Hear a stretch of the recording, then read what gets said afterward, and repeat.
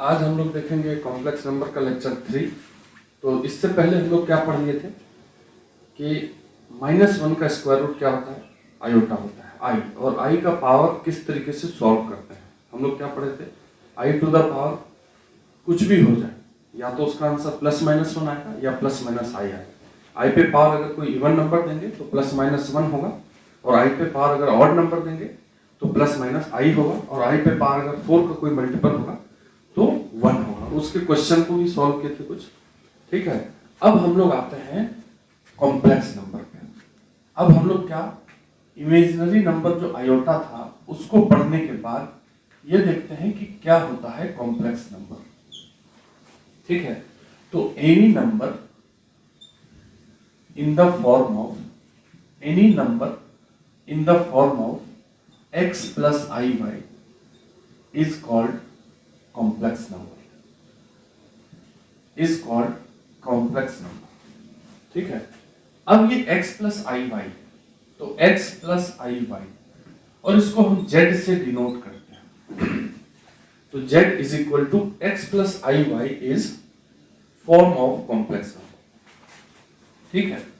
अब ये प्लस क्या है, तो ये जो प्लस साइन है ये प्लस नहीं है, ये जस्ट ए सिंबल, ये एक सिंबल है बस। कभी भी बिना आई वाला नंबर और आई वाला नंबर को हम जोड़ नहीं सकते हैं, ठीक है। तो अगर इसके बीच में प्लस लगा दिया गया तो वो ऐड नहीं हो रहा है, वो सिर्फ साथ रखने के लिए, अच्छा लगे देखने के लिए, इसलिए प्लस।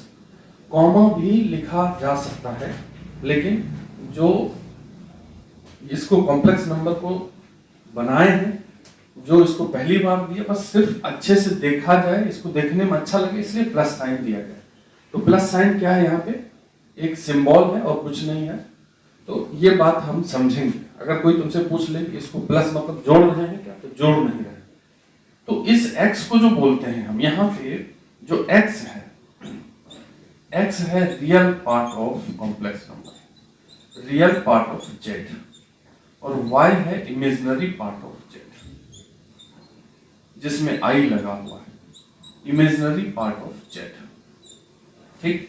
अब इसमें एक दो बात और है कि अगर x 0 हो जाए, ठीक है, इफ x इज 0, तो then complex number z is, तब हम उसको बोलते हैं कि प्योरली इमेजिनरी, ठीक है।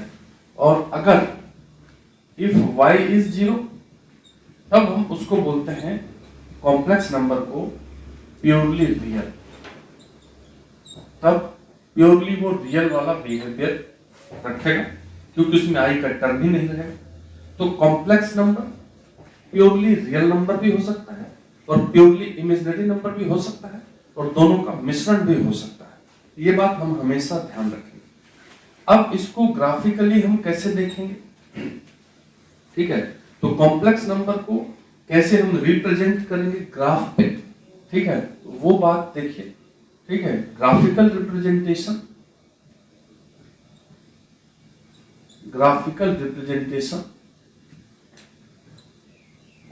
Of z is equal to x plus I. इसको हम ग्राफ पे कैसे लिखेंगे, तो कॉम्प्लेक्स नंबर को लिखने के लिए जो दो एक्सिस लिया जाता है, उसको हम एक को बोलते हैं रियल एक्सिस, x एक्सिस को, और y एक्सिस को हम लोग बोलते हैं इमेजिनरी एक्सिस। बाद में हम लोग पढ़ेंगे ऑर्गेन प्लेन, वहां पे फिर से ये आएंगे।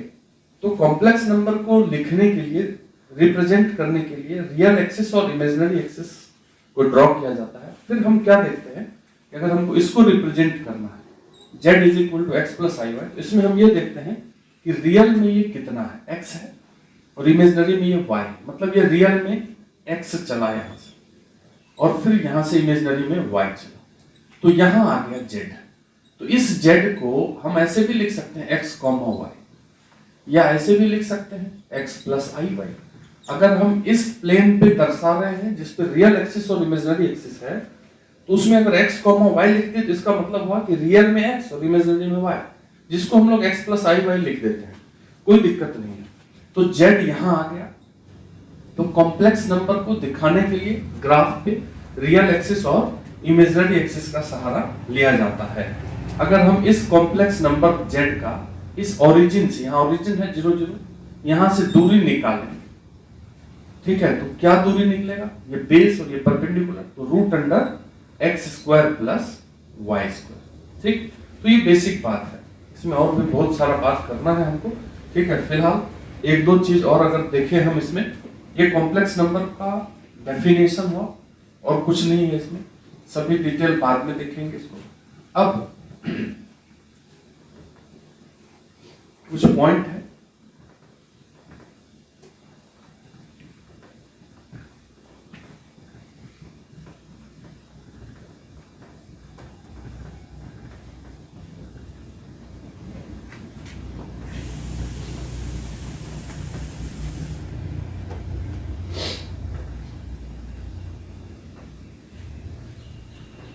जैसे अगर दो कॉम्प्लेक्स नंबर है, मान लेते हैं हम Z1, ये है x1 प्लस i y1 और Z2 ये है x2 प्लस i y2। इस दो कॉम्प्लेक्स नंबर के लिए अगर हम थोड़ा सा बात करें, पहला बात ये है कि अगर Z1 is equal to Z2 है तो हम क्या समझेंगे। तो अगर दो कॉम्प्लेक्स नंबर इक्वल है, मतलब कि x1 plus i y1 is equal to x2 plus i y2 अगर है, तो इसका बस एक ही अर्थ निकलता है कि इसका रियल पार्ट और इसका रियल पार्ट बराबर हो और इसका इमेजिनरी पार्ट और इसका इमेजिनरी पार्ट बराबर हो, और कोई मतलब नहीं निकलता है। तो यहां से हम एक बात समझेंगे कि x1 is equal to x2 and y1 is equal to y2। अगर दो कॉम्प्लेक्स नंबर इक्वल है तो क्या समझेंगे हम लोग, x1 बराबर x2 and y1 is equal to y2। और अगर हम इन दोनों कॉम्प्लेक्स नंबर को ऐड करना चाहें, एडिशन ऑफ कॉम्प्लेक्स नंबर, तो अगर कॉम्प्लेक्स नंबर को जोड़ना चाहें हम, कोई दो कॉम्प्लेक्स नंबर को, एडिशन ऑफ कॉम्प्लेक्स नंबर, तो if z1 equal to this and z2 equal to this, और अगर इनको जोड़ना चाहें तो हमारा क्या होगा, एडिशन, रियल पार्ट रियल में ऐड हो और इमेजिनरी पार्ट इमेजिनरी में ऐड हो। तो यहाँ पे इन दोनों को एक साथ जोड़ेंगे, x1 प्लस x2, और इन दोनों पार्ट को एक साथ जोड़ेंगे, दोनों में i है, i को अगर कॉमन कर लो तो y1 प्लस y2 हो गया। यानी कि कॉम्प्लेक्स नंबर का जब हम एडिशन करेंगे तो सिंपल सा बात है, दोनों रियल पार्ट को जोड़ दीजिए और दोनों इमेजिनरी पार्ट। अगर माइनस भी करते एडिशन या फिर सब्ट्रैक्शन, अगर सब्ट्रैक्शन करेंगे तो यहाँ रियल पार्ट को माइनस करेंगे और इमेजिनरी पार्ट को माइनस करेंगे, ये दोनों तो एक ही जैसा है। अब अगर कॉम्प्लेक्स नंबर का प्रोडक्ट आ जैसा, अगर कॉम्प्लेक्स नंबर का प्रोडक्ट करना हो तो क्या करेंगे, तो प्रोडक्ट ऑफ कॉम्प्लेक्स नंबर,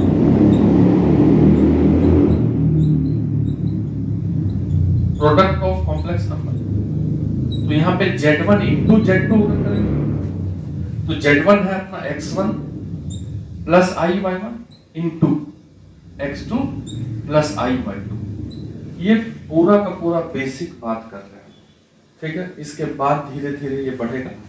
तो अगर इन दोनों को इंटू करा जाए तो सिंपल जैसे ब्रैकेट ओपन करते हैं वैसे ही कर देंगे, x1 into x2, x1 into x2 plus ये x1 इससे इंटू होगा तो i x1 y2, i x1 y2 plus ये दोनों इंटू होगा तो i x2 y1 और प्लस ये दोनों इंटू होगा i into i square y1 y2।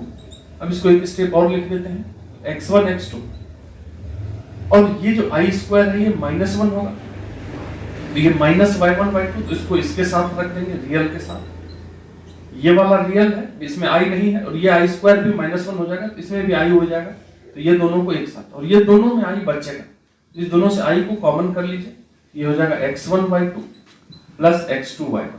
तो यहाँ पे अगर हम z1 z2 की बात करें तो ये आया। हमसे कोई पूछ सकता है कि if z1 equal to x1 plus i y1, z2 equal to x2 plus i y2, तो find real part of z1 z2। यहाँ पे real part of z1 z2 क्या होगा, तो पहले हम प्रोडक्ट करेंगे फिर ये रियल पार्ट हो। Real part of z1 z2 is x1 x2 minus y1 y2 and imaginary part of z1 z2 ये क्या हो जाएगा, ये हो जाएगा ये वाला x1 y2 माइनस x2y1। तो ये इमेजिनरी पार्ट हो। इसी तरीके से हम डिवीजन भी देखेंगे। कॉम्प्लेक्स नंबर, दो कॉम्प्लेक्स नंबर को डिवाइड भी करेंगे। तो दो कॉम्प्लेक्स नंबर का डिवाइड क्या होगा, डिवीजन क्या होगा?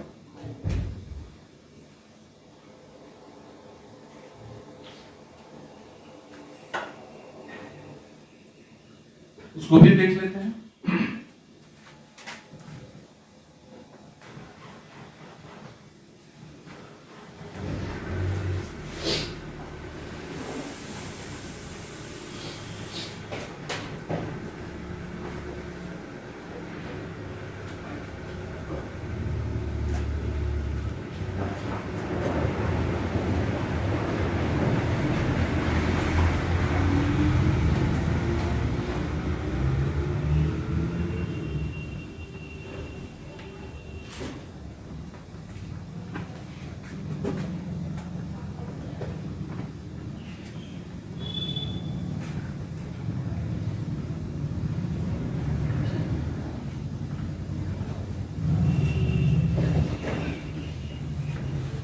ठीक है, दो कॉम्प्लेक्स नंबर का डिवीजन क्या होता है?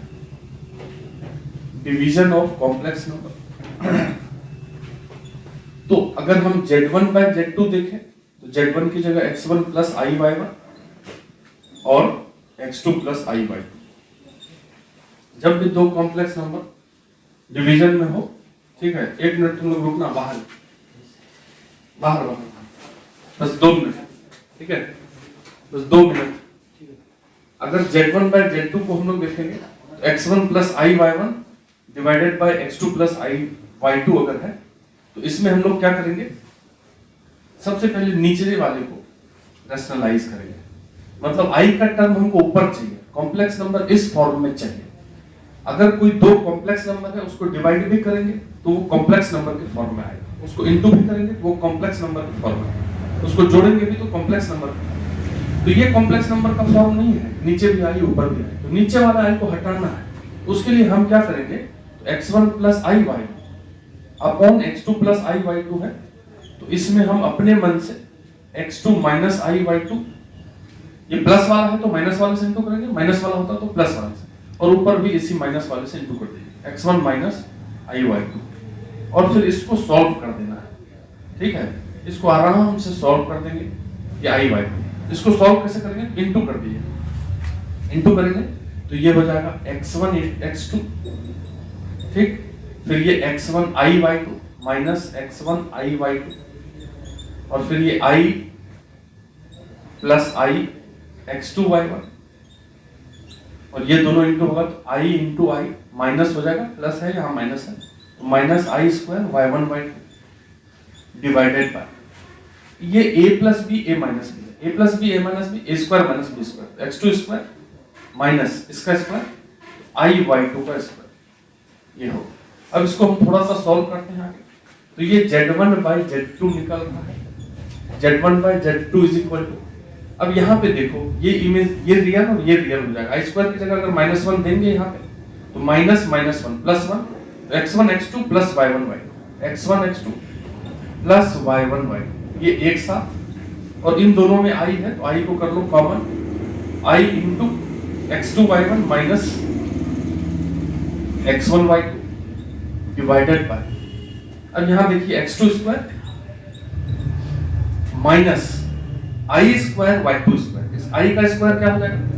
i स्क्वायर इज -1, एक माइनस बाहर है, माइनस माइनस प्लस y2 का स्क्वायर, तो प्लस y2 का स्क्वायर, नीचे से i गायब हो गया, तो यही काम करना था। इसको एक स्टेप अगर और बढ़ाएंगे तो Z1 bye Z2 is equal to, इसको इससे डिवाइड कर दीजिए, तो x1 x2 plus y1 y2 divided by this x2 square plus y2 square, ये एक साथ हो गया, प्लस ये i और ये इसमें भी डिवाइड हो जाएगा, तो x2 y1 minus x1 y2 divided bye x2 square plus y2 square. तो ये जो Z1 Z2 है वो भी कॉम्प्लेक्स नंबर के फॉर्म में हो, Z1 bye Z2, Z1 bye Z2 का ये रियल पार्ट हो गया और ये इमेजिनरी पार्ट हो गया। तो अगर कोई दो कॉम्प्लेक्स नंबर दिया हुआ है, ये Z1 है ये Z2 है, तो उनके डिवीजन का रियल पार्ट, उनके डिवीजन का इमेजिनरी पार्ट, तो डिवाइड कॉम्प्लेक्स नंबर को ऐसे करते हैं। अगले लेक्चर में, अगला लेक्चर से जो हम लोग है कॉम्प्लेक्स नंबर का मॉड्यूलस, कॉम्प्लेक्स नंबर का कॉन्जुगेट इत्यादि, और उसका ज्योमेट्रिकल मीनिंग पढ़ेंगे जो कि काफी इंपॉर्टेंट है। तो ये लेक्चर 3 है। लेक्चर 4 से हम लोग पढ़ेंगे कॉम्प्लेक्स नंबर का कॉन्जुगेट, मॉड, और कॉम्प्लेक्स नंबर को ज्योमेट्री से कैसे समझते हैं उसको देखेंगे। तो वो काफी इंपॉर्टेंट रहेगा और क्वेश्चन उससे आता ही आता है। ठीक है, तो तब तक के लिए धन्यवाद।